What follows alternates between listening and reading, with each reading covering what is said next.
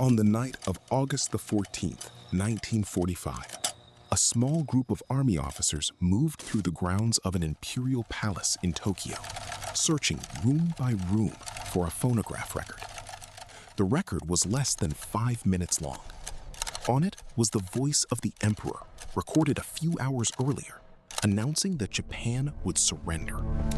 If they found it before noon the next day, they intended to destroy it, and with it, the surrender itself. To get that far, they had already done something no Japanese officer had done in living memory.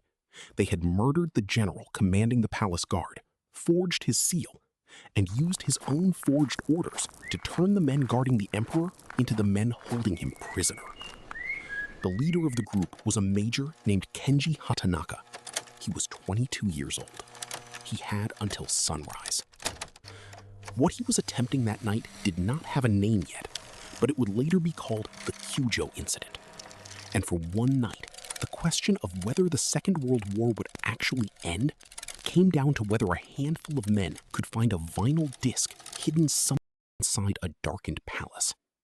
To understand how it reached that point, you have to begin not with the palace at night, but with a room full of exhausted men who could not agree. By the second week of August 1945, Japan's situation was, by any honest reading, finished.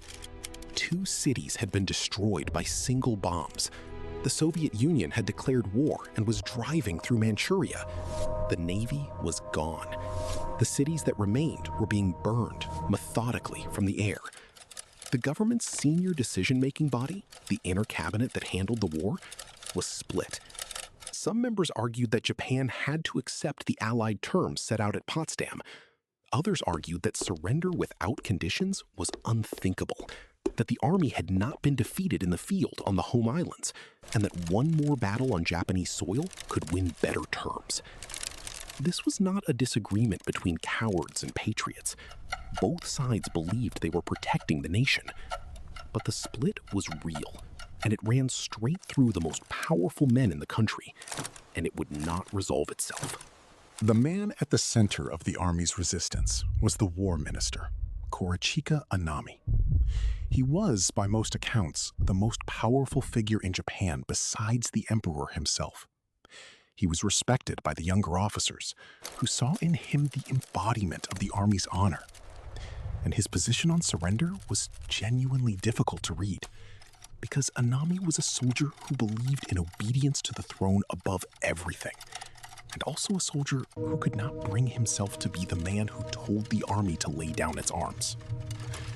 Below Anami were the staff officers who would become the conspirators. They were not generals. They were majors and lieutenant colonels, men in their 30s and 20s, working in the military affairs section of the war ministry, the part of the army that drafted orders and policy. Several days before the surrender, this group had already approached Anami and asked him to do whatever he could to prevent acceptance of the Potsdam terms. They were looking for a senior figure to lead them. Anami listened. He did not say yes. He did not say no clearly enough to stop them. And in the silence between those two answers, the plot began to take shape.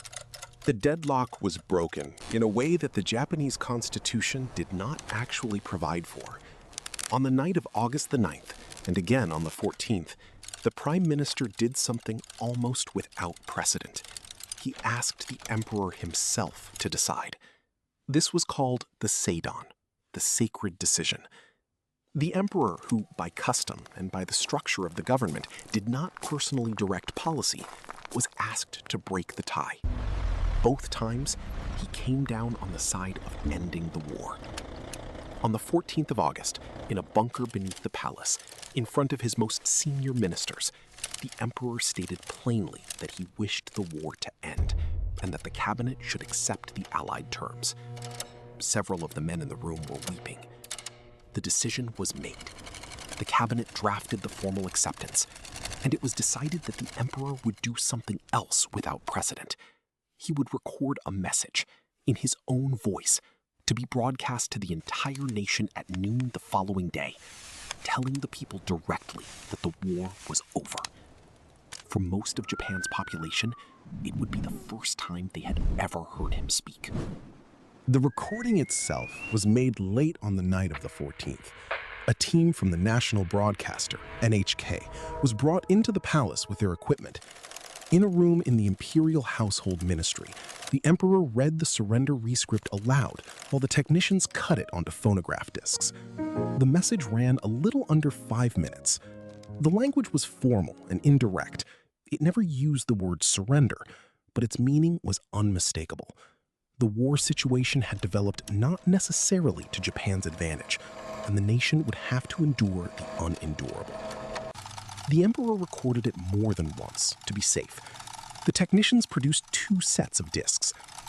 Now there was a physical object that contained the surrender, and that object had to survive the night and reach a radio transmitter by noon. The discs were handed to a chamberlain of the imperial court and hidden inside the household ministry in a small safe in an office used by the Empress's staff. The men who hid them understood, even then, that the recording was not safe simply because it existed. There were people in Tokyo that night who would do almost anything to make sure it was never heard.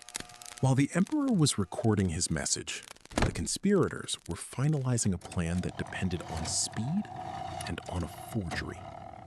Their reasoning was simple, and from inside their own logic, almost coherent. The surrender, they believed, did not represent the true will of the Emperor. It represented the will of corrupt advisors around him, ministers and courtiers who had, in their view, deceived the throne and led it to a shameful decision. If those advisors could be isolated and the broadcast prevented, then the army could present an alternative. One more battle, fought on the home islands to restore the nation's honor and bargaining position. They did not see themselves as rebelling against the Emperor. They saw themselves as rescuing him. This is the part of the story that is genuinely difficult to hold. The men who tried to seize the palace were not lunatics in any sense that would let us dismiss them.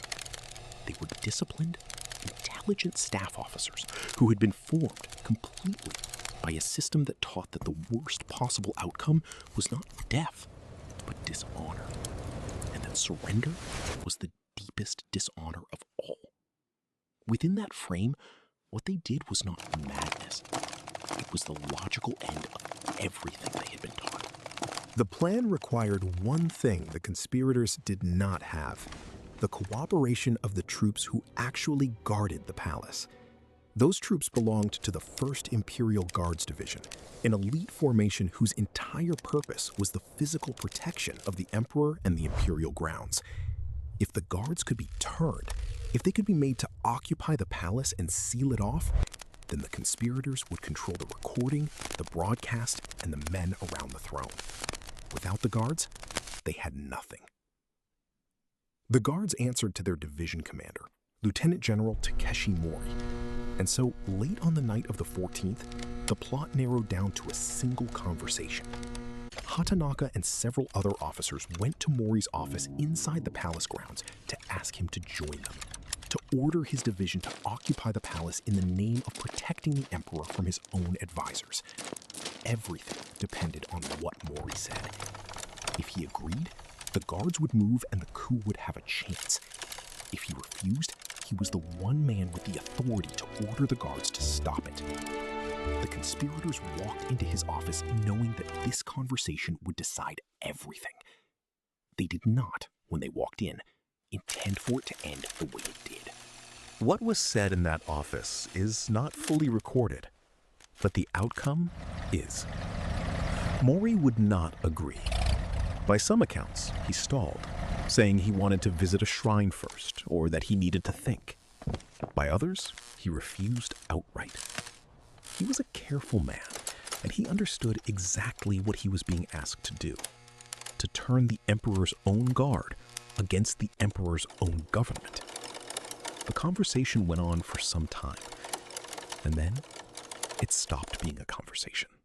One of the officers with Hatanaka drew a sword.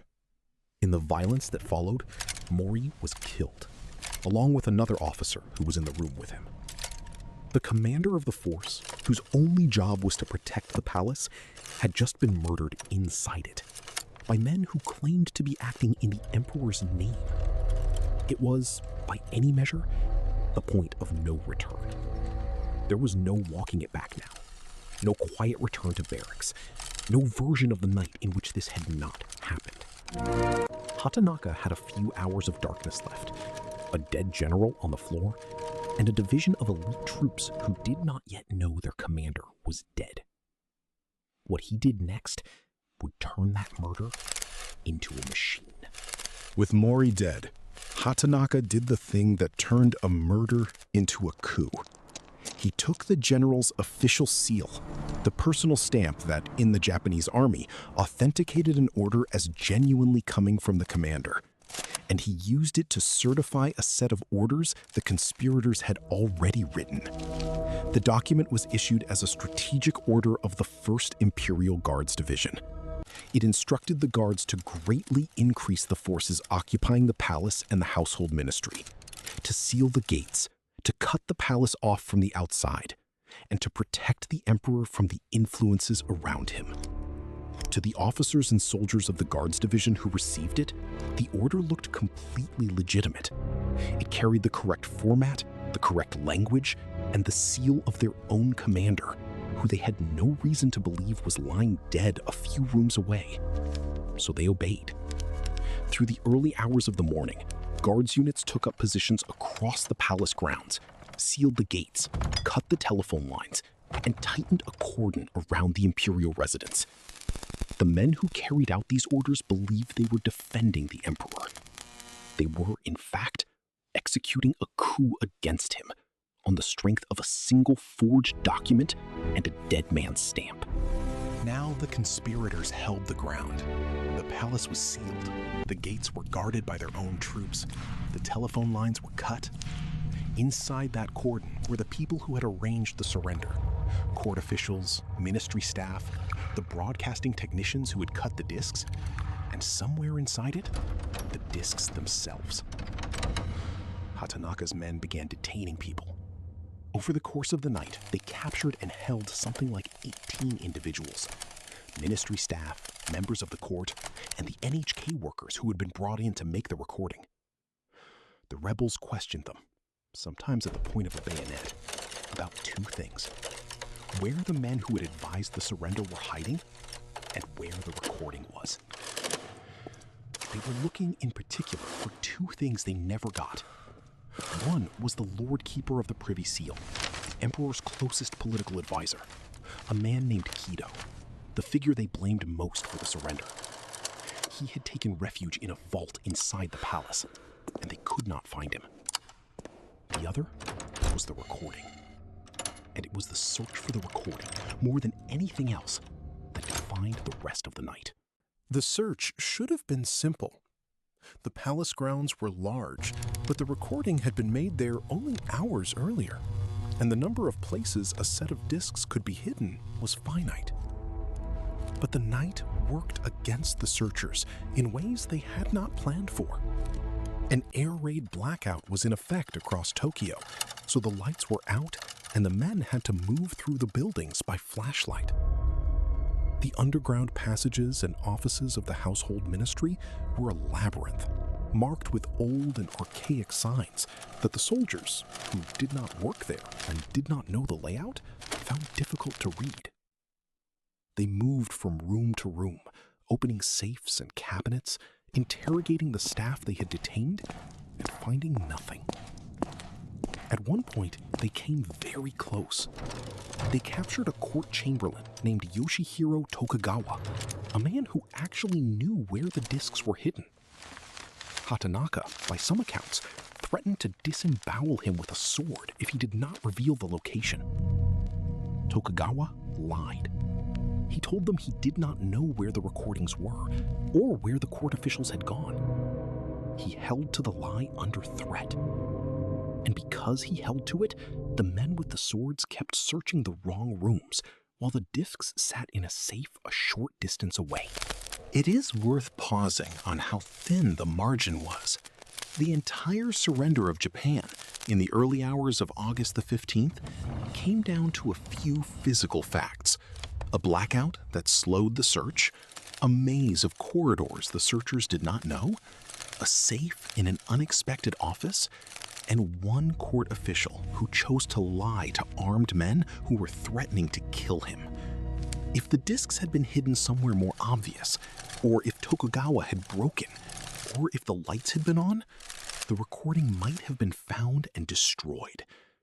There was a backup set hidden separately, but the rebels did not know that either, and the entire plan rested on their finding and destroying what they were looking for before the deadline.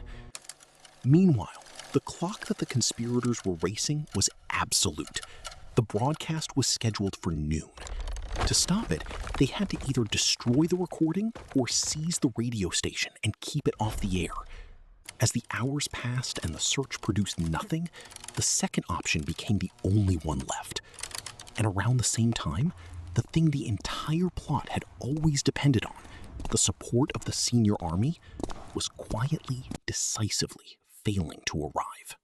The coup had always been built on a gamble that if the junior officers acted first and seized the palace, the senior generals would feel compelled to follow, and the rebellion would spread from a single division into the whole army around Tokyo.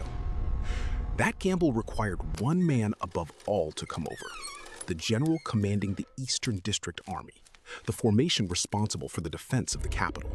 His name was Shizuichi Tanaka.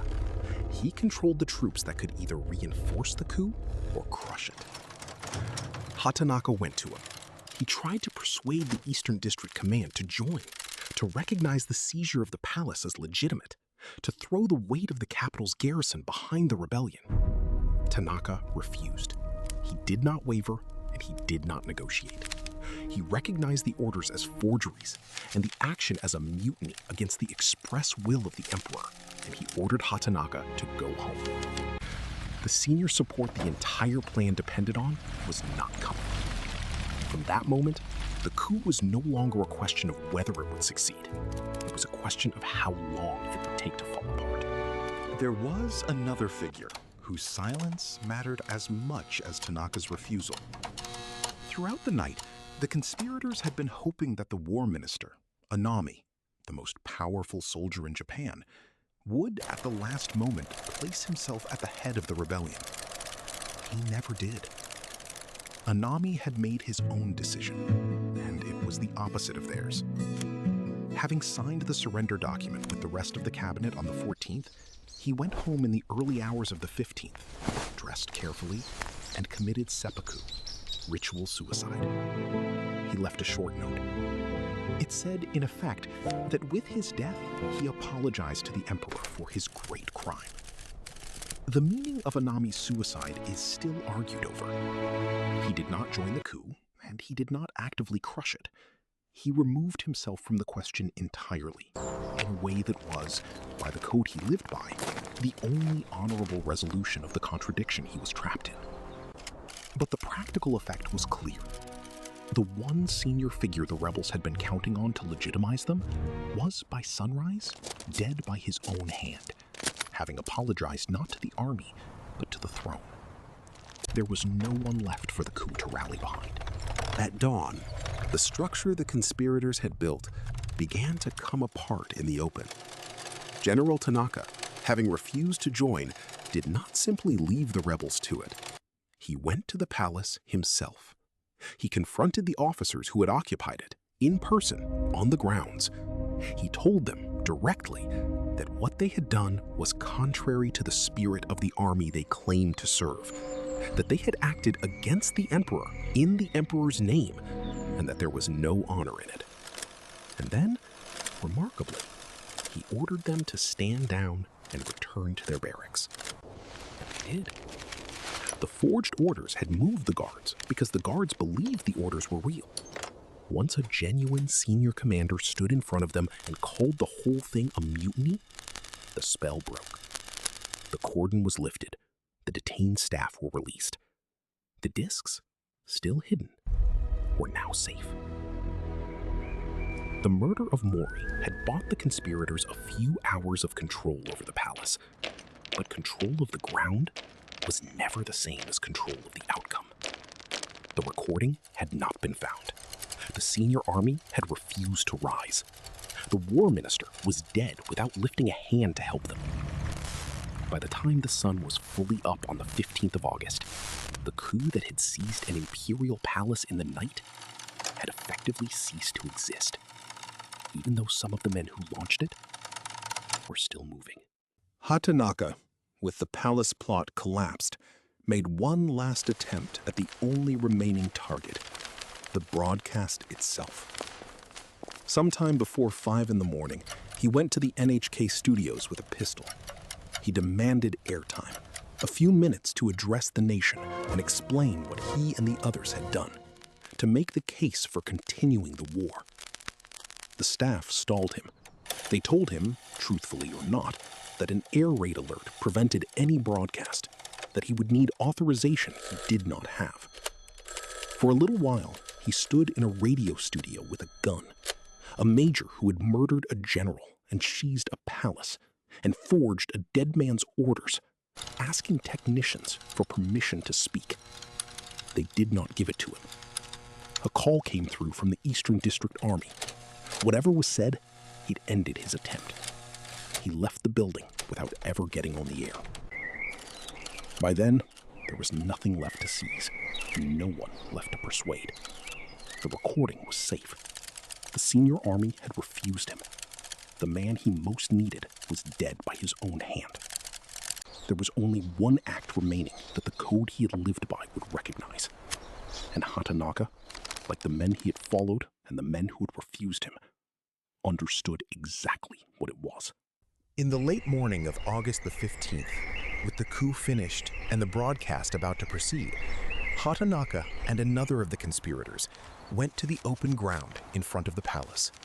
Sometime around 11 in the morning, about an hour before the emperor's voice would go out across the nation, Hatanaka placed a pistol to his forehead and shot himself. He was 22. In his pocket, or near him, was a death poem of the traditional kind. A few lines stating that he had nothing to regret now that the dark clouds had vanished from the reign of the emperor. He had spent his last night murdering a general and trying to stop a surrender in the emperor's name, and he died believing he had served him. Several of the other conspirators killed themselves in the same hours, in the same way. The rebellion that had, for a few hours of darkness, physically held the palace of the Emperor of Japan ended not with a battle, but with a series of single shots fired by its own leaders in the daylight, after it was already over. They did not surrender. They did not stand trial. They removed themselves by the same logic that had brought them to the palace gates in the first place. At noon, the recording was broadcast. The discs that the conspirators had spent the night searching for and never found were taken out of their hiding place that morning, carried out of the palace, and brought to the radio station. At 12 o'clock, the national broadcaster announced that an important message would follow. And then, for the first time in the history of the country, the people of Japan heard the voice of their emperor. The sound quality was poor. The language was formal and archaic, difficult for ordinary listeners to follow completely. But the meaning reached them. The war was over. The thing that the men in the palace had killed and died to prevent happened on schedule, at the appointed hour, while their bodies were still on the palace ground. There was a strange, narrow symmetry to it. The recording had been made in the palace and hidden in the palace. The men who tried to destroy it had occupied the palace to do so. And in the end, the discs left the palace, unscathed, carried past the place where the man who had tried hardest to find them lay dead, and were played to the entire nation a few hours later. The whole drama had taken place inside a single set of walls, in a single night, over a single object, the width of a dinner plate. What makes the Kyujo incident worth understanding is not that it nearly succeeded. By most honest readings, it never had a real chance because the senior commanders it depended on refused it almost immediately. What makes it worth understanding is what it reveals about the system that produced it. These were not criminals or fanatics in the way those words are usually meant. They were products of a military culture that had, over years, taught a generation of officers that surrender was a fate worse than death, that the will of the emperor could be separated from the men around him, and that an officer's highest duty might require him to act against orders in the name of a higher loyalty. Give men that set of beliefs and a lost war and one night before the end, and some of them will do exactly what Hatanaka did. The incident is often told as a thriller. The race to find the discs, the blackout, the forged seal, the chamberlain who lied. And it is all of those things. But underneath the thriller is something colder. A handful of disciplined, sincere men nearly hijacked the surrender of an entire nation. And the only things that stopped them were the personal refusals of 2 or 3 senior officers and the quick thinking of a corps official under a sword. The institutions did not stop the coup. Individual men did. In the days that followed, the army that had been the most powerful force in Japan dismantled itself with the same discipline it had once used to wage war. There were no mass mutinies. The forged order was recognized for what it was. The dead were buried. The men who had refused the coup, Tanaka, who had faced the rebels down on the palace grounds, carried the weight of those hours in their own ways. Tanaka himself would take his own life within weeks, for reasons that were never fully explained. The surrender held. The occupation began. And the recording, the object the whole night had turned on, became one of the most significant artifacts of the 20th century. The moment a nation was told, in a voice it had never heard before, to lay down a war it had been told for years it could never lose. But surrender on the radio was not the same as surrender on paper. The emperor had spoken, and the people had heard. But in the eyes of the Allies, the war did not formally end until Japan signed. And the place chosen for that signing was not a palace or a government building, but the steel deck of an American battleship, anchored in Tokyo Bay, surrounded by the largest fleet ever assembled. A deliberate, calculated piece of theater meant to leave no doubt about who had won and how completely. Next on Tora Files, the day Japan formally surrendered on the deck of the USS Missouri, and the careful, humiliating ceremony the victors designed to end the empire in front of the world. Tora Files tells the untold history of the Pacific War from the Japanese side, one episode at a time. Subscribe to see the next chapter.